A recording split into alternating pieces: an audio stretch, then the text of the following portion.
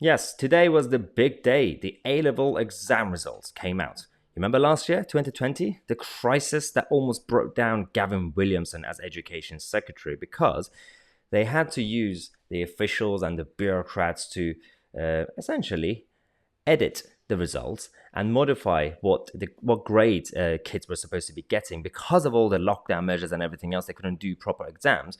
So what happened was that some students, of course, were undermined, and some obviously got lower grades, some got randomly higher grades when they weren't supposed to.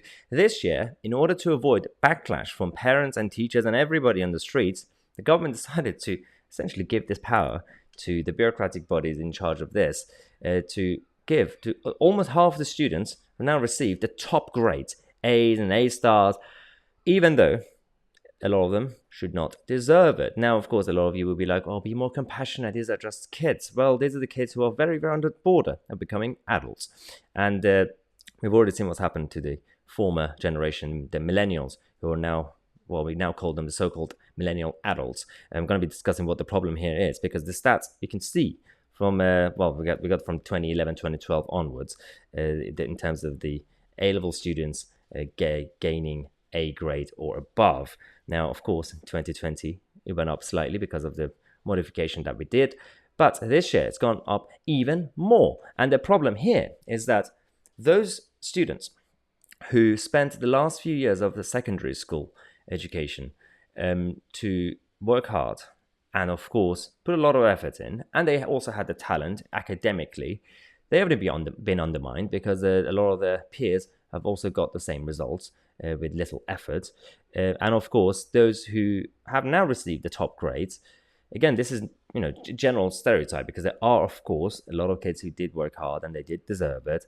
And what I'm about to say in terms of the damage it's going to do to society, again, it's just generalization. Not every kid will be affected by this. But generally speaking, what we did to the millennial generation before with, of course, the modern parenting, this liberal modern parenting that created a generation of self-entitled, lazy, and spoiled kids who are now technically adults, but they're not really doing anything about their lives, and they just demand everything from the world, and they attack everything. They want everything. They think that they can change the world, but they don't do anything about it. Now, this is going to have the same thing happen, because you're destroying talent. You're destroying the concept of merit and hard work.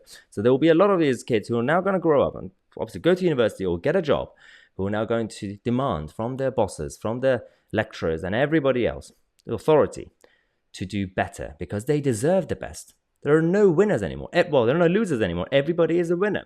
And this is the problem that we are creating. And you'll see in about 5 to 10 years' time what we're going to have if you thought that the millennial adults are being, well, quite irritating with their causes and essentially authoritarian mentality of how we should change the world.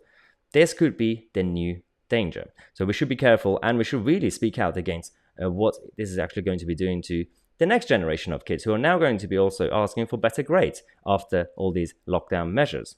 Now, this is going to be one of those things, of course, I'm going to be discussing more, than obviously in terms of the deep topic that's been happening today. All the reaction from Gavin Williamson and everybody else, and the main daily show at 6 p.m. So if you want to watch that, and especially the uncensored version of all the other topics, we're going to be talking about climate change and also the health passport. I can't use the other word, unfortunately, on YouTube.